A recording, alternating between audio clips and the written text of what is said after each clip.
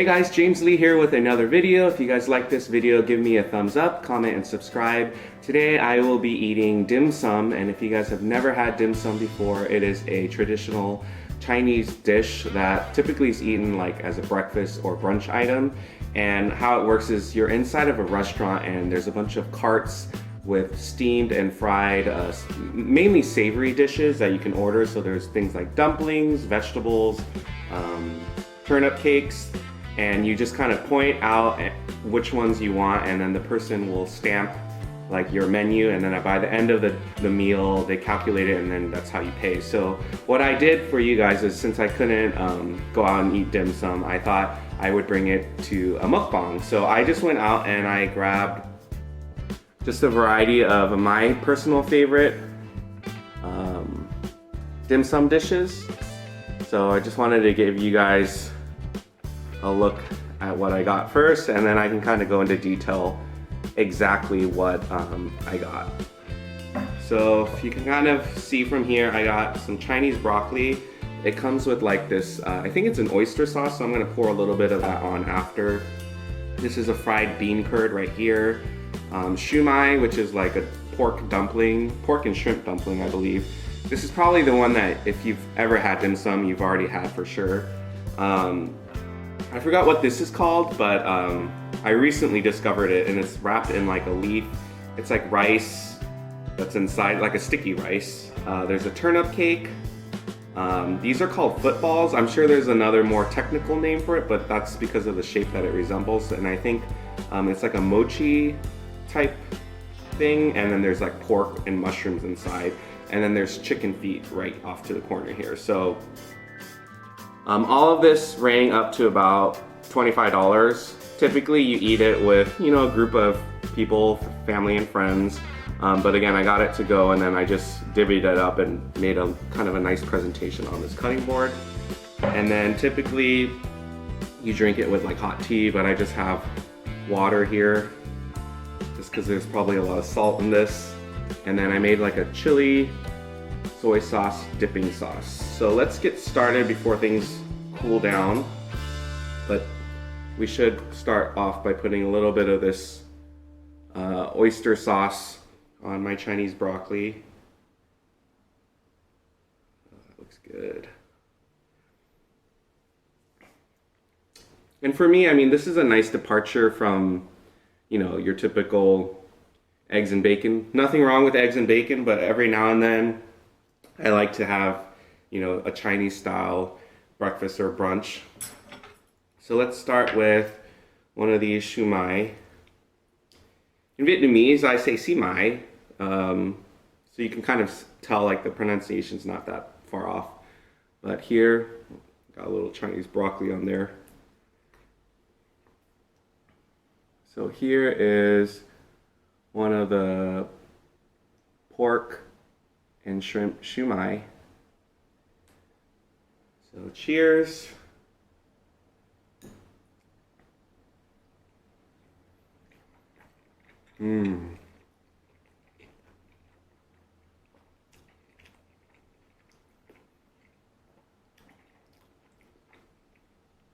That's good. It's like, if I had to describe it, it's like a meatball almost. And like, I actually don't know what this outer skin part, but I think it's like kind of like a wonton skin, and it's steamed. That's phenomenal. So typically I like to get Chinese broccoli just because everything is just like meat and carbs, so this is like a nice balance.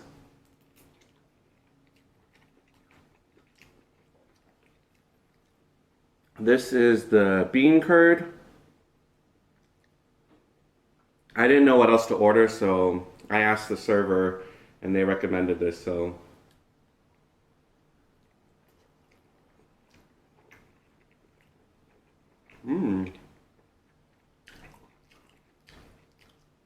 The filling is very similar to the shumai. It's just wrapped in bean curd skins, I believe. That's good. And then we have the turnip cake here. So I think it's just like ground turnip, and then they like think that's gonna focus any better. But they ground up, I guess, turnip, and then they make it into like a pancake and they fry it. The only thing that I don't particularly like about this place is they don't add an egg, which is what it's typically served with. They fry an egg right on top, and that makes it delicious.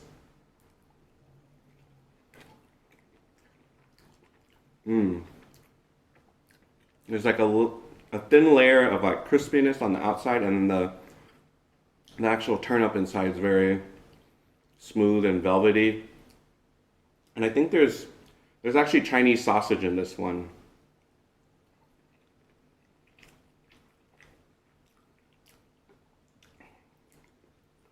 Chinese broccoli is kind of hard to pick up with these chopsticks, so.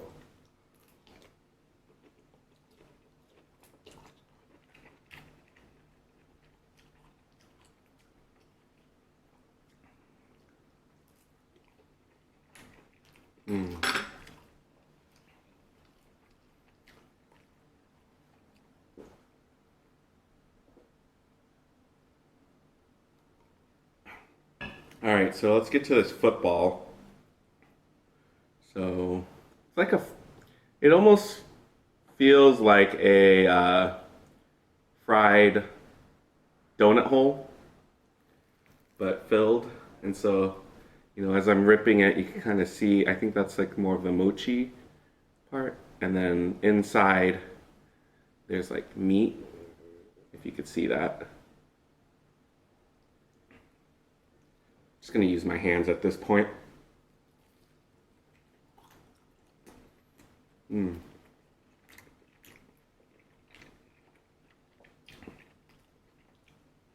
you like the texture of mochi, I highly recommend you get this. Again, this was one of those other ones that I didn't really know about growing up eating dim sum. And recently I was like, oh, that looks interesting. And then I ordered it, and ever since it's like something I have to have every time I get dim sum.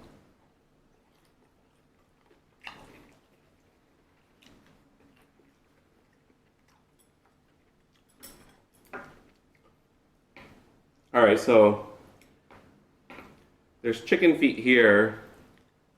I know that might kind of gross some of you out, but it's actually not that bad. And it's probably not the most glamorous thing to eat on camera, so I might fast forward through this part. All right, let's get to this sticky rice.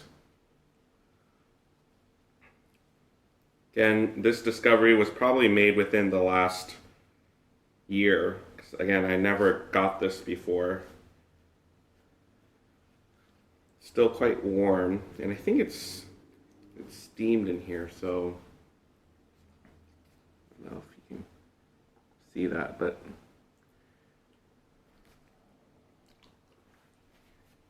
it's getting messy over here, but well worth it. Yeah, so looks like there's shrimp and the Chinese sausage and even pork in here.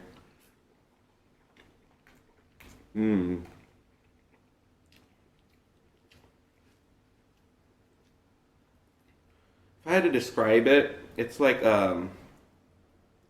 if you could turn risotto into a Rice Krispie treat, but not that like hard. That's what this reminds me of, but it's savory, and I love savory.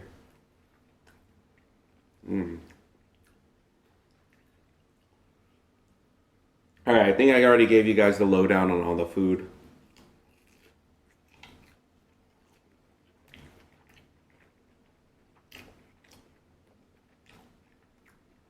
If you guys eat dim sum, let me know what your favorite item is to order. And I'm extra curious, if there's anything here that you don't see that I should order, let me know. Again, I tried to minimize how much I was actually ordering.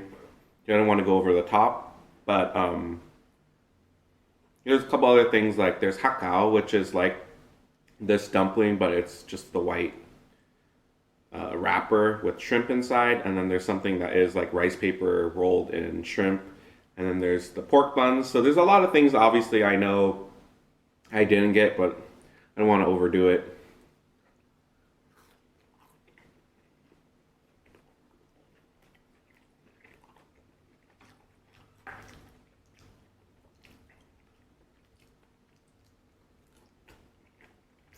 I hope you guys are having a really great weekend.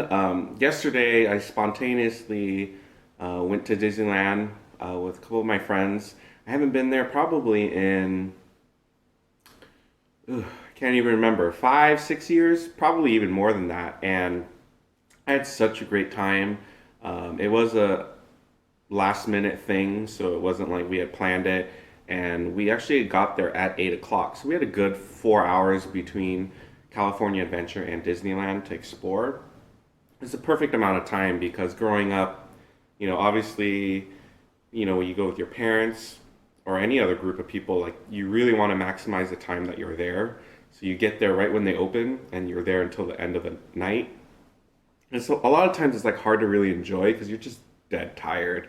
You've been on rides all day, you've been on your feet all day. So it was just nice to just go in and then go on a couple rides and then leave.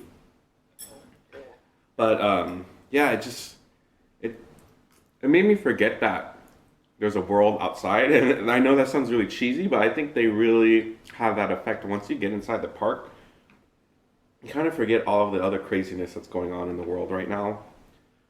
So that was just a nice escape. Let's see, what rides did I go on?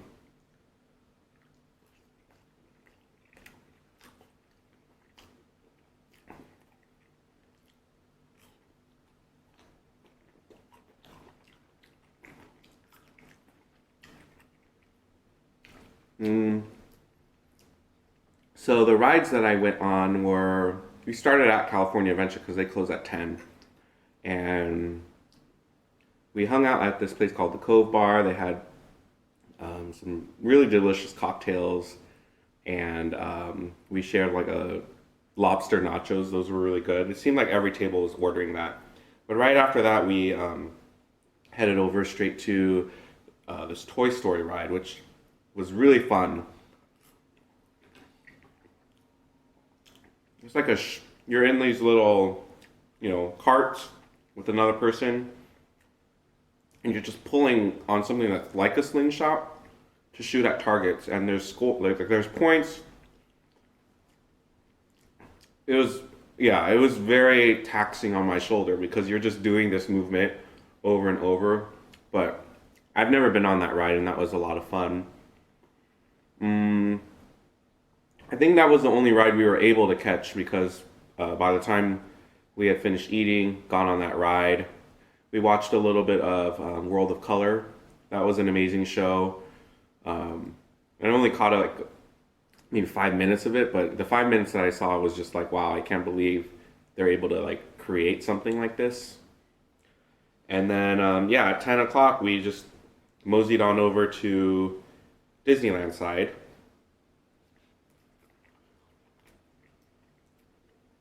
The Disneyland side,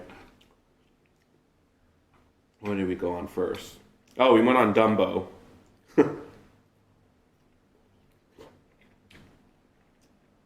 There wasn't that huge of a wait for that one.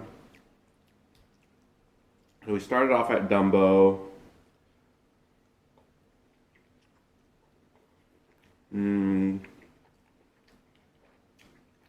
Went on the teacups.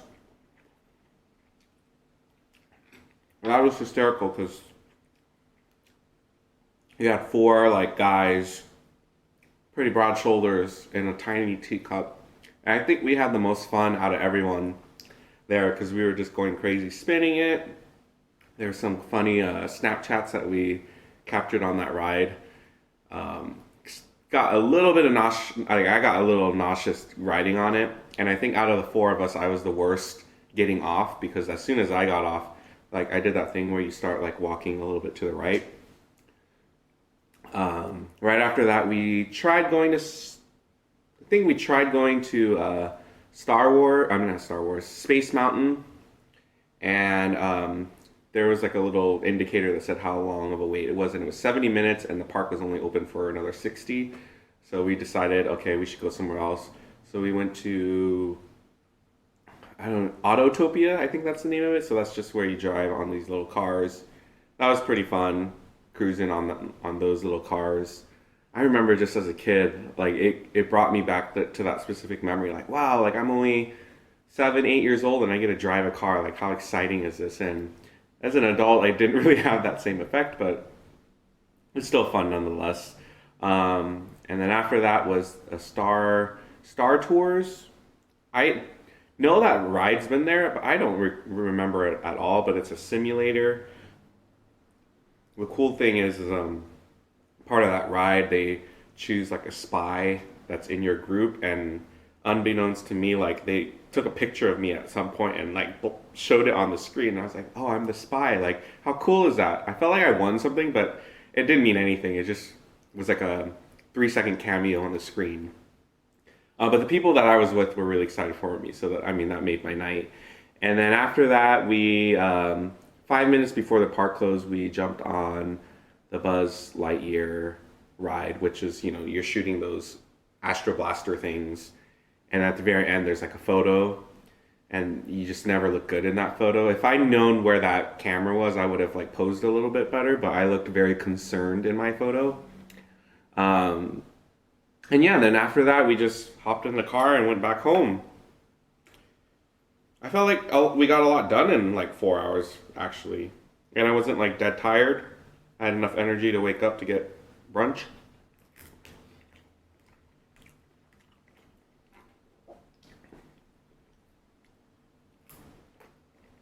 So if you guys are from the States, as you know, Tuesday is the presidential election. So I really hope all of you have every intention on going out and voting and exercising your right.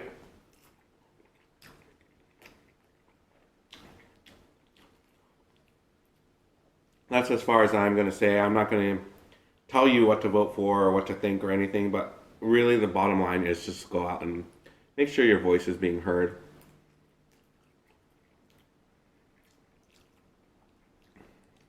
I mailed in my my ballot yesterday, so hopefully it'll get in before Tuesday.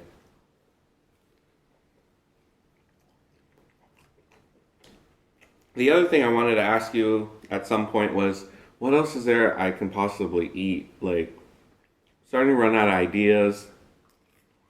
I don't necessarily want to revisit things I've already eaten. So I really welcome your guys' ideas. Shoot me a message or put something in the comments. This dim sum one has been kind of a long time coming, so I didn't really struggle with this, but I kind of want to just have just a running list of things I could potentially eat. One of the YouTubers I follow, his name is you should probably know how to say it in Vietnamese, but I'm probably going to butcher it, but it's Quang, Quang. I'm pretty sure there's other parts to his name, but I'll link it somewhere below. But he literally has like, I don't know if this is just for show, but on the passenger side of his car, just all of these like little bits of papers that's like the size of like a little bit bigger than like fortune cookie, like fortunes. And he just grabs one, reads it, cooks it, and then eats it. So I feel like that makes his life a lot easier. That he just always has like a running list of just things that he could potentially film. Hope you guys enjoyed this video. If you guys haven't had dim sum yet, I highly recommend it. Make sure you guys subscribe if you haven't already to my channel, comment and like, and I will see you guys very soon.